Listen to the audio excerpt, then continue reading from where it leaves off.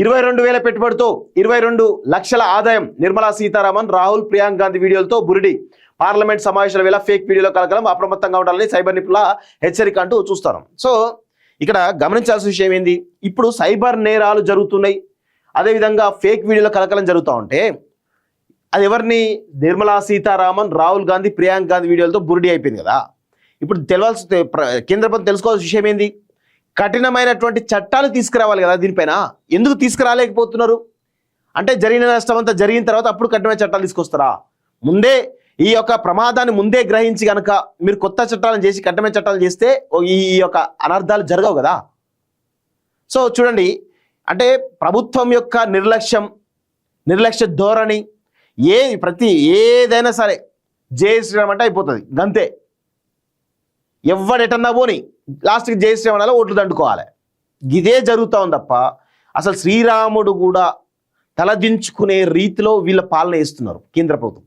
శ్రీరాముడు ఒకవేళ బతికుంటే అరే నీ అమ్మ నన్ను అనవసరంగా ఉంచరని చచ్చిపోతా అనేటోడేమో, సెల్ఫ్ సూసైడ్ తీసుకుంటాడు శ్రీరాముడు. అంత దుర్మార్గమైన పాలన జరుగుతూ ఉంది. ఇప్పుడు ఇంత పెద్ద ఎత్తున సైబర్ నేరాలు జరుగుతూ ఉంటాయి, కేంద్ర ప్రభుత్వం కఠినమైనటువంటి చట్టాలు ఎందుకు తీసుకురావడం లేదు? తీసుకురావాలి, చాలా సీరియస్ చట్టాలు తీసుకొస్తే అవి కొంత అదుపులోకి వస్తాయి. ఇప్పుడు ఏం జరిగింది, నిర్మలా సీతారామన్ వీడియోలతోటి, అదేవిధంగా ఇటు రాహుల్ గాంధీ, ప్రియాంక వీడియోలతోటి బుడ్డి కొట్టించింది కదా. రేపు నరేంద్ర మోడీ వీడియోలు వాడుతారు కావచ్చు, రేపు నరేంద్ర మోడీ ఫేక్ వీడియోలు చేస్తారు కావచ్చు, లేకపోతే అమిత్ షా ఫేక్ వీడియో చేస్తారు కావచ్చు. ఎవరు బాధ్యులు దీనికి? కేంద్ర ప్రభుత్వం చాలా సీరియస్గా దేశం తీసుకోవాలి కదా. ఎందుకు తీసుకోలేకపోతున్నది? ఎందుకు తాత్సారం జరుగుతూ ఉన్నది? పనికిమాలిన విషయాల మీద దృష్టి పెడతా ఉంటారు, అనవసరమైన విషయాల మీద దృష్టి పెడతా ఉంటారు, కానీ ఇలాంటి వాటిపైన చేయరు. ఇప్పుడు మావోయిస్టులతో ప్రమాదం ఉందని చెప్పేసి మావోయిస్టులు ఏరిపారేస్తున్నారు కదా, మరి సైబర్ నేరాలతో కూడా ప్రమాదం ఉంది కదా, దాన్ని కూడా ఇదే చిత్తశుద్ధితో ఏరి పారేయాలి కదా. చేస్తారా? చేయరు. ఎందుకంటే వీళ్ళకు ఏంటంటే ఈ పాలకులకి ఒక రకమైనటువంటి ఈ బురిడి కొట్టించడంలో ఈ దారిదోపిడి దొంగలు ఉంటారు, వీళ్ళంతా ఫండ్ చేసేటోళ్ళే. అన్ని పార్టీలో ఫండ్ వస్తూనే ఉంటుంది, అందుకే వీళ్ళు ఎక్కడ కూడా చర్యలు తీసుకోరు. సో చూడండి, ఈజీ మనీ కోసం కేటుగాళ్ళు అమాయకులు టార్గెట్ చేస్తున్నారు. ఫేక్ వాయిస్, ఆర్టిఫిషియల్ ఇంటెలిజెన్స్ ఉపయోగించి సమాజంలో పలుకుబడి కలిగిన వారి వీడియోలుగా ఎడిట్ చేస్తూ ప్రజలు బురిడి కొట్టిస్తున్నారు. తాజాగా కేంద్ర మంత్రి నిర్మలా సీతారామన్, కాంగ్రెస్ అగ్రనేతలు రాహుల్ గాంధీ, ప్రియాంక గాంధీ మాట్లాడుతున్నట్టుగా ఫేక్ వీడియోలు సృష్టించి వైరల్ చేస్తున్నారు అంటూ చూస్తా ఉన్నాం.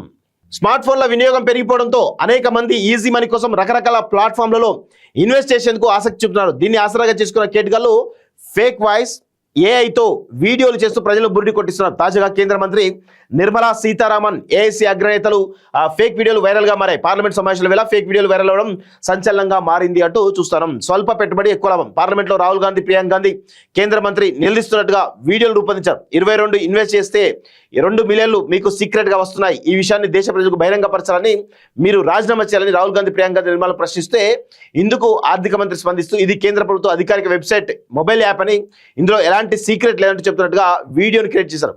వీడియో ప్రారంభంలో బుధవారం 28 జనవరి 2026 అని ఇప్పటికైనా మీ రహస్యాన్ని బయటపెట్టాలంటూ రాహుల్ నిలదీస్తుంటే ఈ యాప్ టెస్టింగ్ పూర్తయిందని, ఇక ప్రజలు తమ ఫోన్లలో ఇన్స్టాల్ చేసుకుని 22,000 డిపాజిట్ చేస్తే ప్రతి నెల 22 లక్షలు మీ బ్యాంక్ ఖాతాలో జమ అవుతాయని నిర్మలా సీతారామన్ చెప్తున్నట్టుగా ఉంది. అందులో గతంలో ఇదే తరహాల వీడియోలో రాజ్యసభ సభ్యురాలు ఇన్ఫోసిస్ సుధామూర్తితో కూడా పలు ముఖాలతోటి రూపొందించినట్టు చూస్తాను. సో ఈ విధమైనటువంటి ఫేక్ వీడియోలు మార్ఫింగ్ చేయడం ద్వారా, ఏ వీడియోలు సృష్టించడం ద్వారా ఈరోజు సైబర్ నేరాలు పెరిగిపోతా ఉన్నాయి.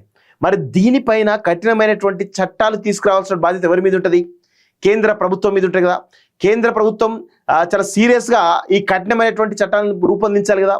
ఎందుకు వెనకడుగు వేస్తోంది అంటే ఇంకా జరిగిన డ్యామేజ్ అంతా జరిగిన తర్వాత, దేశమంతా అతలాకుతలమైన తర్వాత అప్పుడు తేరుకుంటారా? ఇది కాదు కదా కేంద్ర ప్రభుత్వం చేయాల్సింది. ఇదా మోడీ చేయాల్సింది. ప్రజలు ఎక్కడ ఇబ్బంది పడుతున్నారో దానికి సంబంధించినటువంటి వాటిపైన అడ్రస్ చేయాలి కదా. ఎందుకు చేయలేకపోతున్నారు అంటే ఈ ఫేక్ ప్రచారాలకు పెట్టింది పేరు బీజేపీ కదా.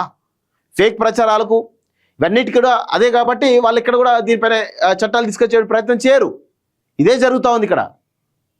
సో ఇంత దుర్మార్గంగా జరుగుతూ ఉంటే కనీసం స్పందించే పరిస్థితిలో లేనట్టుగా కనబడతా ఉంది.